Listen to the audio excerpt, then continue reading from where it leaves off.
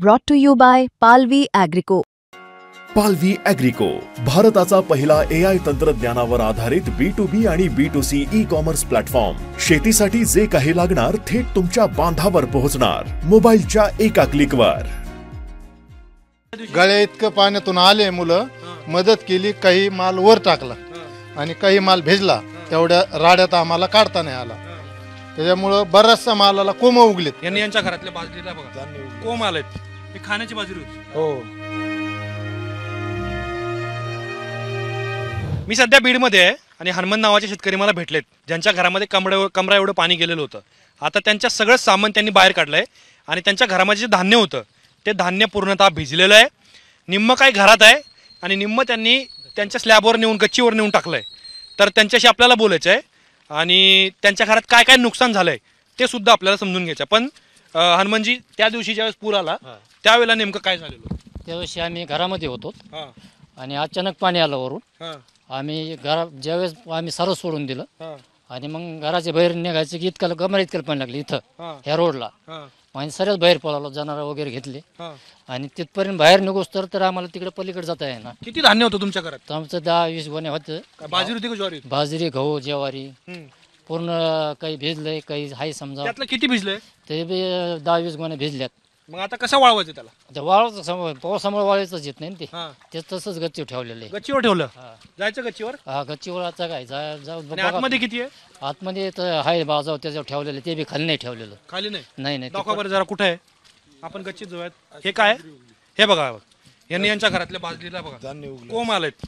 हे खाण्याची बाजरी होती. हो, पूर्ण धान्य भिजून गेलं. म्हणजे शेतकऱ्याचं म्हणजे दिवाळी येण्याच्या अगोदर पूर्ण सिमगाच होऊन बसलाय. तिथे कॅमेरा इकडे इकडे इकडे. दिवाळी येण्याच्या अगोदर सिमगाच होऊन बसलाय. पूर्ण नुकसान होऊन गेले हे सगळं मध्ये. हो, दाखवा बरं, चला बरं जरा पूर्ण मधले अंकुर दाखवा. वर आहे, वरती पायऱ्या आहेत ना जायला? चला या पुढे. हे सगळ्या घरामध्ये पाणी शिरलेलं होतं.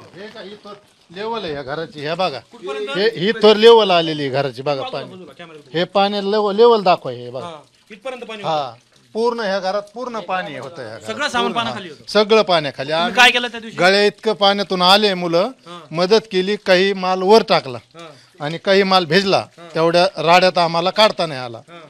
त्याच्यामुळं बराचसा मालाला कोंब उगलेत. जवळजवळ 5-6 क्विंटल माल वायाला गेला आणि 5-6 क्विंटल वर टाकलेला आहे. आपण बोलत ते दादाने दाखवणार आहेत. या इकडून या.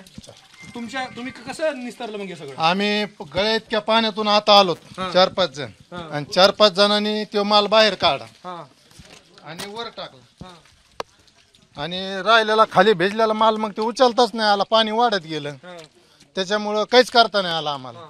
आम्ही जेवढं शक्य होय ना. सुरक्षित होते का? हा, नाही, गुरं आम्ही बाहेर काढे.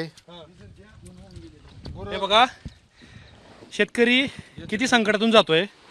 त्यांच्या घरात काय त्यांनी धान्य ठेवलंय आणि हे बघा घरात धान्य भिजल्यानंतर त्यांनी धान्य वर आणलंय. आता हे बघा, हे सगळं भिजलेलं आहे. याला अंकुर येत आहे आणि खाली त्यांनी विटा लावून फळ्या लावल्यात आणि वर ठेवलंय का त्यांना सुकवायचं आहे. आता सुकवायला आलो, ज्या वेळेला ऊन पडलं, आता रात्रीपासून परत पाऊस सुरू झालाय.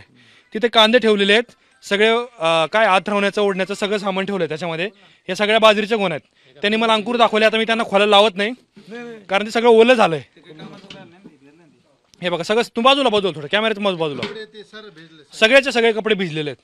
यांचं निम्मा अर्ध सामान त्यांनी घरावर आणून टाकलंय आणि घराच्या बाजूला जर तुम्ही नजर टाकली तर ते सांगतात की कमरे एवढं पाणी होतं आणि या पाण्यातून आम्हाला त्या रस्त्यावरून घरापर्यंत यायला तर पोहून यावं लागलं. हे जे 100 मीटरचा जो रस्ता दिसतोय तुम्हाला, कसला गंज होता? या पुढे या, बोला. चारा होता. दाखवा. हे 2-2.5 हजार कडबा होता की पूर्ण होऊन गेला. मी कॅमेरामॅनना विनंती करतो की ते तो जो कडपा होता हे जांडरला आता खायलाच नाही. आता हे बघा, ही गंज ते फक्त आता तेवढं राहिलं, काहीच राहिलं नाही तिथं. आता काय झोपडी वगैरे पडली का ती? हा, ती शेळीचं पडून गेलं, शेळ्या होऊन गेल्या. त्यातल्या 2-4 शेळ्या होत्या, त्यांच्या शेळ्या बी गेल्या होऊन. ते मग ते काय पकडून आणले परत? पकडायला पुढे सापड्याच नाही. त्या पोवत आलो तर आम्ही तिकून हेच माल टाकायला वर, तर ते बी कर आले त्याला. किती किंमत होती त्या कडब्याची? ते कडबा आज 3,000 म्हणलं 90,000 कडबा होता. हा, मग पूर्ण होऊन गेला देऊन. आणि काहीच राहिलं नाही. आता मला बघा, तुम्हीच बघा ना समक्ष, काहीच राहिलं नाही. जनाला टाकायला काय अपेक्षा? इथं सगळं जळून गेलं ना. ते पाहुणी लागूनच आलोत ना आम्ही इकडं माल टाकायसाठी वर. या पुढे या, इकडे या. हा त्या रोडवरून इतकं पाणी होतं, कमरा इतकं. कमरेवर पाणी होतं. हो त्या रोडवरून, इकडून समोर कॅमेरा समोर त्या रोडवरून इकडली शेती हे पूर्ण हे परिसर आहे का पूर्ण पाण्यामध्ये होतोय, पूर्ण पाण्याखाली. पूर्ण पाण्यामध्ये. आता पूर ओसरलाय ना पण. पूर्ण पूर्व सरला आता थोडं कमी गुडघे इतकं पाणी सध्या. हा. हम्म. तर इतकं म्हणजे छाती इतकं पाण्यामधून लहान लहान लेकरं वगैरे ते बाहेर काढले आणि जे अन्नधान्य जे थोडं उरलं जे भिजलं नव्हतं ते वरती आणून टाकलं आणि बाकीचं पूर्ण खाली. त्याच्यामध्ये पण कोंब आले. हो कोंब आलेले ते भिजलं म्हणले तर. मग अशी त्या शेतकऱ्यांनी ना त्या बाजरीचे कोंब आलेले दाखवले. त्यांच्या घरामध्ये त्या बाजरीला कोंब आले. त्यांच्या गोण्यामध्ये जी बाजरी बांधून ठेवली त्यांनी त्याच्यामध्ये सुद्धा कोंब आलेत. मी का खोलत नाहीत कारण का ते काय परत पावसामुळे ते अस्तव्यस्त होईल आणि ते पुन्हा त्यांना करायला लागेल. इथं कांदा सुद्धा भिजलेला आहे. खाली त्यांच्या घरामध्ये पाणी शिरलेलं होतं. हा या पुढे विद्यार्थ्याचे पूर्ण या काय म्हणतोय.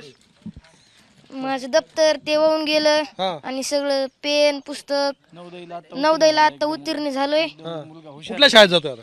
आता साक्षी पिंपरीला पण नवोदय मध्ये लागलो ह्या वर्षी. हे तुमचंच घर आहे. हो मग आता कसं करायचं पुढं. आता दप्तर ते सगळं वाहून गेलं. कुठं होता त्या दिवशी पावसा पाणी आला तर.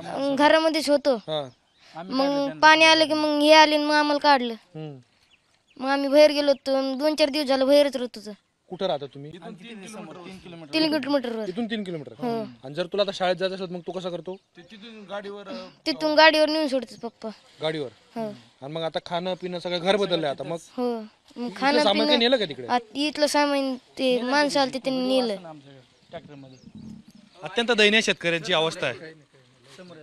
अत्यंत दयनीय शेतकऱ्यांची अवस्था ही. इथून 3 किलोमीटर त्यांना पलीकडे राहायला झालं आहे कारण त्यांच्या घरात पाणी शिरलंय. धान्य वर आणून ठेवलेत. खालच्या रूममध्ये जे धान्य आहेत त्याला कोंब अंकुर आलेत. कांदा वेगळ्या बाजूला पडलाय. ते तारा सरमड वाहून गेलाय. शेळ्या वाहून गेल्यात. शेळ्याचा शेड वाहून गेलाय. जिथं गुरं बांधतात तिथं गुडघ्या एवढं पाणी आहे. म्हणजे ही अवस्था शेतकऱ्यांच्या वाट्याला काय येते हा प्रश्नाचं उत्तर अजूनही मिळत नाही. पण अधिकारी पोचलेत का, पंचनामे झालेत का, मदत कधी मिळणार या प्रश्नांची उत्तर सुद्धा अजून मिळणं बाकी आहे. त्यामुळे एरवी कुणाच्या घरी आपण गेलोत शेतकऱ्याच्या तर शेतकरी कुणाच्या हाताकडे नाही त्याच्याकडे डोळ्याकडे बघतोय. सगळं हाताने मदत करतो. आज शेतकरी सरकारकडे डोळे लावून बसलाय. तुम्ही कुठल्याही घरी जा शेतकरी तुम्हाला कधी खाली हाताने पाठवत नाही. तुम्हाला जिथपर्यंत तुमची नजर जाईल ह्या सगळे घरं पाण्याखाली होती. मोसंबीची बागा पाण्याखाली होती. पण हे जे मी तुम्हाला दाखवलंय यामुळे सुद्धा आता सरकार निर्णय घेणार का हा सुद्धा महत्त्वाचा प्रश्न या निमित्ताने उपस्थित होतोय. तुम्हाला या सगळ्या प्रकरणांबद्दल काय वाटतं कमेंट बॉक्समध्ये जरूर सांगा. कॅमेरामॅन गोपाल हार्ने सोबत मी आतिक, बीड.